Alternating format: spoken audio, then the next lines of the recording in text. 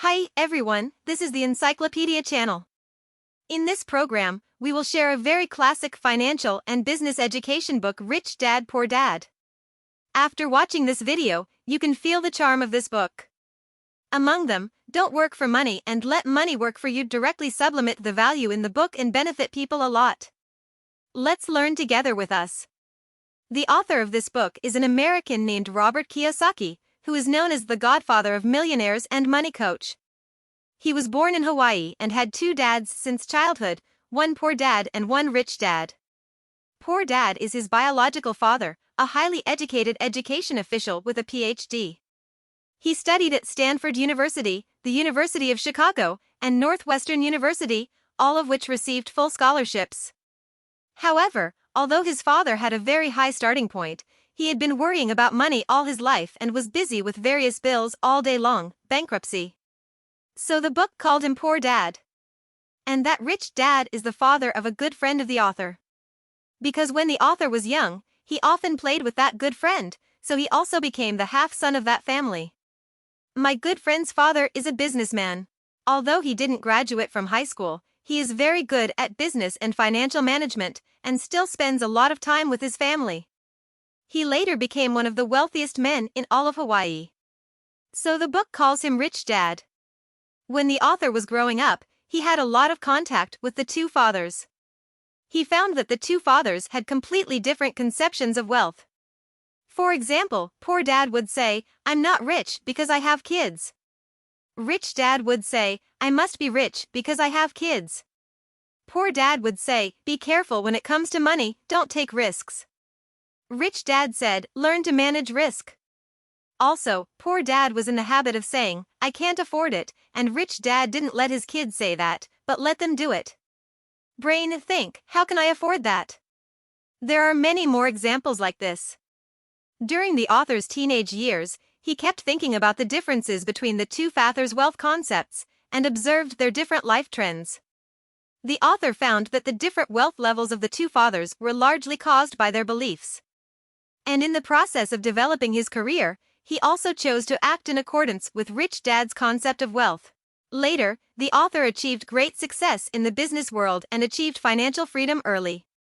Later, he sorted out his thinking and practice of Rich Dad and Poor Dad's concept of wealth over the years, and wrote this book. The book was originally published in the United States in 1997, and it quickly reached the top of the bestseller list. Later, in 2000, it was translated into various languages, and today, its global sales have already exceeded 3,000 thousands of volumes.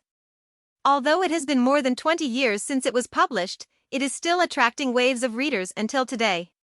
In the preface written by the publisher, they said that among the loyal readers of this book, there are waiters who work in restaurants and university professors who teach lectures.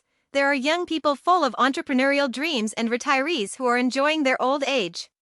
The coverage of readers is so wide and large that the publishers never expected it.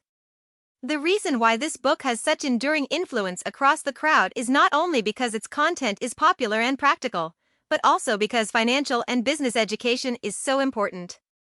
As the author said, wealth is a kind of power, but what is more powerful is financial quotient. Money comes and goes, but if you understand how money moves, you gain the power to ride it. The reason why many people find themselves in a poor and busy situation after entering the workplace is that we rarely have the opportunity to cultivate our financial quotient when we are in school, which is of little help to creating and accumulating wealth concept. But fortunately, cultivating financial quotient is something that will be profitable no matter when you start doing it. Today, we will follow the author to review the principles about wealth that his rich dad taught him. If you want to sum up all the principles in the book into one sentence, it is actually, don't work for money, let money work for you. All the ways of wealth that my rich dad taught the author revolve around this sentence. So in today's interpretation, we will use this sentence to connect the key points in the book. First of all, in the first part, we focus on the first half of this sentence, don't work for money. Let's talk about why you don't work for money, work not for money, what is it for? In the second part, we focus on the second half of this sentence, let money work for you, and talk about how to make money work for us. First part. Let's move on to the first part, focusing on my rich dad's point of view of don't work for money. This point of view is a bit puzzling at first glance. Isn't most people working to fill their stomachs and support their families? Why do you say, don't work for money? What Rich Dad meant, of course, was not to say that we don't need wages for our work, but that we should not pay too much attention to the dimension of wages so that we become slaves to money. Rich Dad described a painting to the author. In the painting, a donkey was pulling a cart, and the owner hung a carrot in front of it, and it kept chasing the carrot, running and running, but it didn't know that it was going to run where to go. It's like, many people spend their whole lives pursuing higher wages and more salary increases, but they never ask where their life path leads.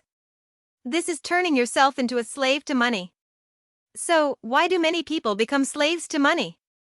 Rich Dad said it was because they let feeling take the place of thinking. The emotions mentioned here are mainly two kinds, fear and greed. Some people are driven to work by fear. When they have no money, they are afraid that they will not be able to pay the bills, that they will lose their source of income, and that they will have to start all over again, so they work hard to make money. So, when you have money, will this fear disappear? Uncertain. Many people find that after becoming rich, they start to fear losing money again, and they are still in fear. Rich Dad said that he also knew some rich people who were even more afraid than when they were poor. They didn't want to lose their big houses, cars, and the good life that money brought them. They even worried that if they ran out of money, their friends would look down on them. The richer they are, the stronger this feeling becomes, and many even become desperate and neurotic. In addition to fear, there is another emotion mentioned in the book, greed, or to use a word Rich Dad used more often, desire. Many people work to fulfill their desires. They want a bigger house, better food and clothing, more stylish sports cars, and so on. Thinking that these desires are fulfilled, they are happy. However, this kind of happiness bought with money is often short-lived, so before long, they need more money to buy more happiness, more comfort and more security. In this way, I fell into a cycle of desperately making money. Therefore, Rich Dad believed that the reason why many people become slaves to money is because fear or desire occupies their brains and replaces thinking. They think that trying to make money will appease their souls tormented by fear and desire, but it doesn't work. So, how can we free ourselves from this state? From Rich Dad's advice, we can understand that if we don't want to be money slaves, we must clarify a concept in the process of work, that is, work is not for receiving wages, but for learning new skills. Only by continuously strengthening your personal skills can you fundamentally bring you a sense of security, and making money is just a byproduct of this process. In the author's own working experience, he has always implemented this concept of Rich Dad. In 1969, after graduating from the U.S. Merchant Marine Academy, the author was hired by Standard Oil. Big company, high wages, and long holidays every year. In the eyes of most people, this is a very good job, but after half a year, he chose to resign, joined the Marine Corps, and learned to fly. After 3 years in the Marine Corps, he resigned and took a job in sales at a company called Xerox. And when he got better and better and became one of the highest performing salespeople in the company, he resigned. This time, he founded his first company. The company's main business is the production and sale of nylon wallets.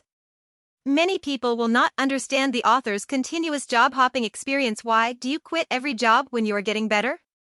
Including the author's own biological father, in the process, always opposed his resignation. But in fact, the reason why the author keeps changing jobs is because what he values in his work is not salary and benefits, but whether he can learn new skills. For example, he went to the U.S. Merchant Marine Academy and Standard Oil Company to understand international trade. He joined the Marine Corps to learn leadership. He went to Xerox because Xerox has the best sales training courses in the country and can help. He overcame the fear of knocking on the door and being rejected. Later, he resigned to start a business in order to exercise his business ability. Of course, founding the first company was just the beginning of his business, and later he started a bigger business in the field of international trade. In this way, he gradually realized financial freedom. It can be seen that in this process, he followed the principles taught by his rich dad. Don't pay too much attention to short-term salary and benefits, but should pay attention to what new skills you can learn at work, when your personal skills continue to build, and making money is just a byproduct of the process. Let's say a few more words about personal skills. From the author's experience, you will find that he does not drill into one field and focus on polishing a specialized skill, but dabbles in multiple fields to learn a variety of new skills. On this point, the author agrees with Rich Dad. They believe that it is better to master multiple useful skills than to reach the pinnacle of one skill. That is to say, as mentioned in the book, enhancing personal skills pays more attention to the breadth and comprehensiveness of skills. This point of view was quite controversial when this book was first published more than 20 years ago. However, in the past 10 years, this view has gradually been put into practice and has been recognized by more and more people. In addition, in the face of the uncertainty brought about by artificial intelligence, more and more people realize that although we are not as good as computers and algorithms in terms of certain professional skills and methods, but in terms of extensive integration, all kinds of knowledge and the ability to transfer, then maybe.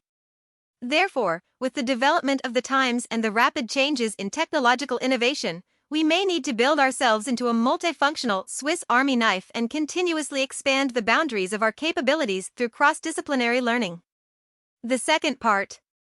Now that we have finished the first half of Don't Work for Money, Let Money Work for You, let's talk about the second half of Let Money Work for You. What does it mean to make money work for you? Let's start with the author's own example. In 1994, the author retired, but at that time, he was only 47 years old. He retired not because he had nothing to do, but because his wealth at that time had already prevented him from working for the rest of his life. He said that the reason why he can do this is largely because he has learned to let money work for him, that is, he knows how to accumulate assets and realize wealth growth through the appreciation of assets. This was an important lesson that my rich dad taught him. Note that accumulating assets is the key to making money work for you. However, the assets mentioned here are different from what many people think. The assets that Rich Dad talked about are things that can increase their value and put money in your pocket, and you can get this money without working. Such as stocks, funds, bonds, intellectual property rights, and so on. As for computers, mobile phones, and private cars, although many people think that these are their own assets, but in the Rich Dad's view, these are not assets, but liabilities, because they cannot bring us income, but will bring money to us. Take it from our pockets. Not to mention, many people don't have enough money to buy these things, so they have to use credit cards, pay in installments, apply for loans, etc., which are naturally also debts. Then, according to this standard, are houses, antiques, jewelry, and luxury goods considered assets or liabilities? It depends on the situation. If it is purchased for the purpose of future appreciation and can increase your income, it is considered an asset. If it is only purchased as a consumer product, such as buying a house for living, buying a famous watch for appearance, buying jewelry for looking good, that is considered a liability. Rich Dad believed that the key to becoming rich is to accumulate less debt and more assets. This is making money work for you. Because, if a dollar enters your asset list, it actually becomes your employee. This employee can not only work 24 hours a day, make money for you, but also serve your children and grandchildren. The phrase accumulate less liabilities and accumulate more assets, for those who have already accumulated a certain amount of wealth, actually means that they should not spend most of their money on consumption, and do not deposit all their money in the bank. Part of the investment. There is a kind of negative example, that is, some people may suddenly receive a large amount of money, such as an inheritance, a large reward, or winning a lottery. Their financial situation has improved a lot in a short period of time, but after a few years, in financial trouble again. There are also some athletes and celebrities who made a lot of money when they were young, but they are still very poor in middle age or old age. The author said that this is because their thinking mode is still poverty thinking. After getting the money, the first thing they think about is how to spend it, rather than how to make the money create more money for themselves, that is, how to spend more money into the asset item. He also said that, in fact, many people don't realize that in life, it doesn't matter how much money you earn, what matters is how much money you leave and how much assets you convert into. What I said just now is that the phrase accumulate less liabilities and accumulate more assets is an inspiration to those who have already accumulated a certain amount of wealth. So, what about people who have just started their careers and have not yet accumulated much wealth? The author suggests that, on the one hand, you should exercise some restraint in spending, and don't let yourself bear too much debt. On the other hand, save more money, let them flow into the asset item, and accumulate your own assets as soon as possible. So, does this mean that we can no longer buy the expensive things we want? Not really. The author just suggests that we should not immediately buy what we want as soon as we get income. Instead, we should try our best to use the money created by assets to buy what we want. For example, the author has a friend whose teenage son wants a car. It's not a luxury car, $3,000 is enough, and this friend can afford it. However, instead of buying it directly for his son, the friend took out $3,000 and said to his son, "This $3,000 belongs to you, but you cannot directly use this $3,000 to buy a car. You have to use this money for investment. When you make $6,000, you can use $3,000 of it to buy a car, and the remaining $3,000 goes to your college fund." The authors appreciate this approach. Although it is difficult to turn $3,000 into $6,000, for the son of a friend, the process itself is very valuable. His interest in learning investment and financial knowledge has become extremely high, and he has learned an important rich man's thinking, that is, to pay for what he wants by increasing assets. Gradually, when your asset income can fully cover your consumption expenses, you will realize financial freedom in a real sense. Well, here, let me repeat again. The book says, let money work for you, that is, accumulate less debts and accumulate more assets. Use the method of increasing assets to pay for what you want. In the view of the author and his rich dad, this is an important rich thinking. If we look at a deeper level, the essence of this kind of thinking is to manage assets as their own business. What does that mean? There is an example in the book. A friend of the author said that during his MBA study, the speaker of a class was Ray Kroc, the founder of McDonald's. Let me add here that the founders of McDonald's official certification are not the McDonald brothers who opened the first McDonald's restaurant, but this Ray Kroc, who turned McDonald's into a well-known global chain brand. Well, by the way, Crocker went out for a beer with the MBA students after class. During the process, he asked everyone, "Who can tell me what I do?" Everyone present laughed. A bold student said that everyone on earth knows that you make hamburgers. Crocker laughed and said, "I expected you to say that, but you are wrong. In fact, I don't make hamburgers. My real career is real estate." Why did he say that? Let's expand it.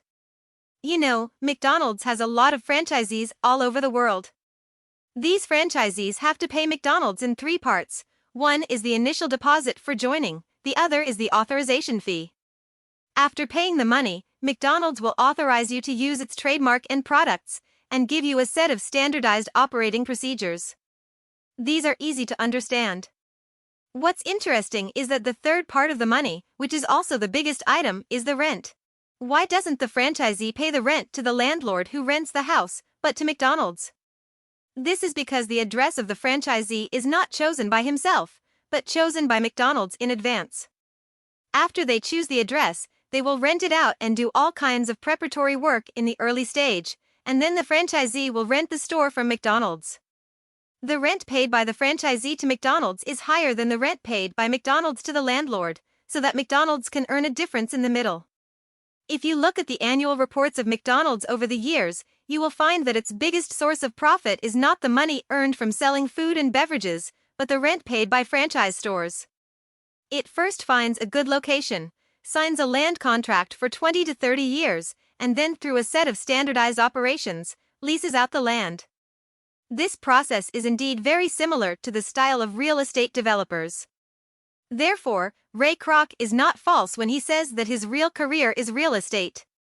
The author's friend said that Crocker's remarks were the most important lesson in his life. So later, although he ran a car wash, his most important business was actually the real estate of the car wash. Friends like Crocker and the author, as we said earlier, are operating assets as their own businesses. So what about ordinary office workers? The author suggests that we must first be clear about one thing, that is, occupation is not equal to career. The author often asks the person who seeks him a question, "What is your career?" Many people will say that they work for a certain company, a certain bank, and so on. But the author believes that working for others to make money is not our career, and the focus of our career should be our own assets. Because when accidents come, the environment changes, and risks intensify, your unit, your boss, and your salary cannot help you tide over the difficulties, and you still have to rely on your own accumulated assets. Therefore, for everyone, paying attention to one's own career not only means doing one's job well, but also has a more important meaning, that is, managing one's own assets well. In reality, there are many things that can count as our assets. In addition to stocks, bonds, funds, real estate, there are intellectual property rights, and various businesses that can operate normally without your presence, or anything else that has the potential to increase in value. The author suggests that when buying assets, buy those that meet your own personal preferences, so that you will be willing to spend more time thinking about it and researching it later, and it will be easier to realize asset appreciation. For example, some people are interested in stocks, some are interested in bonds, and some are interested in futures, so they can choose assets according to their own preferences.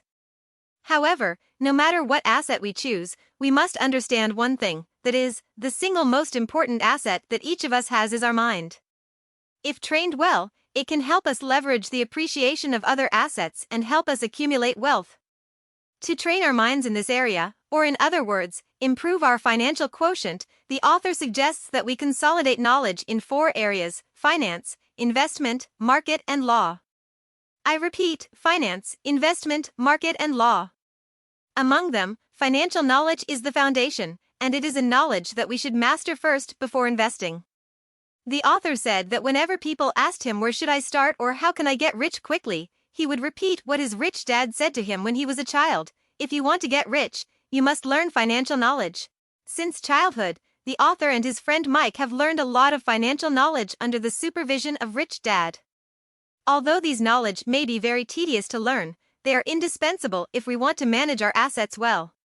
Only on the basis of consolidating financial knowledge, and then learning the knowledge of law, investment, and market operation, can it be even more powerful. So what if we don't have time to learn this knowledge? The author advises us, then don't do asset management by yourself, but entrust them to more professional people. For example, people with relatively small assets can choose some investment targets that are publicly offered to buy, and people with relatively large assets can find a professional financial consultant or asset management company, etc. In short, you must ensure that the person who manages your assets is a person with reliable financial management skills. If you are not such a person, then ask someone else to do it. It's nothing to be ashamed of. After all, there are specialties in the art industry, and many smart people will hire other smart people to work for them. In investment, it is very important to respect your own knowledge boundaries. If you understand this, it is the greatest wealth you have, and if you do not know this, it will become the greatest risk you face. The above content is the key content we want to share with you in the book Rich Dad Poor Dad. In conclusion, wealth is a kind of power, but even more powerful is financial intelligence. Money comes and goes, but if you understand how money moves, you gain the power to ride it. Today, we follow the author and review the principles about wealth that his rich dad taught him. If you sum up these principles into one sentence, it is actually, don't work for money, let money work for you. In today's interpretation, we disassembled this sentence into 2 parts and explained the key content of the book to you. In the first part, we mainly talk about the first half of this sentence, don't work for money. It means that in work, we should not pay too much attention to the dimension of salary, so that we become slaves to money. Many people spend their whole lives pursuing higher wages and more salary increases, but they never ask where their life path leads. This is turning yourself into a slave to money. Rich Dad believed that the reason why many people become slaves to money is because fear or desire occupies their brains instead of thinking. They think that trying to make money will appease their souls tormented by fear and desire, but it doesn't work. If we don't want to be slaves to money, we must clarify a concept in the process of work, that is, work is not for receiving wages, but for learning new skills. Only personal skills are continuously strengthened, and the breadth of skills mastered is constantly expansion can fundamentally bring you a sense of security, and making money is just a byproduct of this process. In the second part, we mainly talk about how to make money work for us. What Rich Dad said let money work for you means accumulating less debts and more assets that can increase in value. Use the way of increasing assets to pay for what you want. In the view of the author and his rich dad, this is an important rich thinking. The essence of this kind of thinking is to manage assets as their own business. To manage our own assets well, we need to consolidate knowledge in finance, investment, market, and law, among which financial knowledge is the foundation. If we don't have time to learn this knowledge, we can entrust the assets to more professional people to operate them. In investing, it is very important to respect your own knowledge boundaries. If you don't understand this, it will become the biggest risk you face. As a classic financial and business education book published more than 20 years ago, the viewpoints in Rich Dad Poor Dad may not be so novel and amazing in today's view. However, the reason why it has been sold for more than 20 years and has a wide and enduring influence is precisely because it reveals many of the simplest truths about wealth accumulation. For example, don't just work for money, pay more attention to the improvement of personal skills. Don't say that you can't afford it, ask yourself how you can afford it. Don't consume the money as soon as you get it, and try to use the appreciation of assets to feed back consumption. Don't equate your career with your own business, but know how to manage assets as your own business. Don't do things beyond the boundaries of your knowledge, know how to hire professionals to assist you, and so on. These principles have been mentioned in countless books on finance, business, and growth in the past 2 decades. They are the most basic ways of wealth that have been tested by time. As USA Today commented, Rich Dad Poor Dad is the starting point for anyone who wants to control their own financial future. I hope that each of us can plant our own wealth on this starting point, the tree of love, watering it year after year, guarding it to take root in joints, branches, and leaves, to help us resist the uncertainties in life. This is the end of this episode of the show. What do you think about it differently? Welcome to leave a message to discuss with everyone. Hey, if you like our channel, please subscribe us. Haha, remember to like it.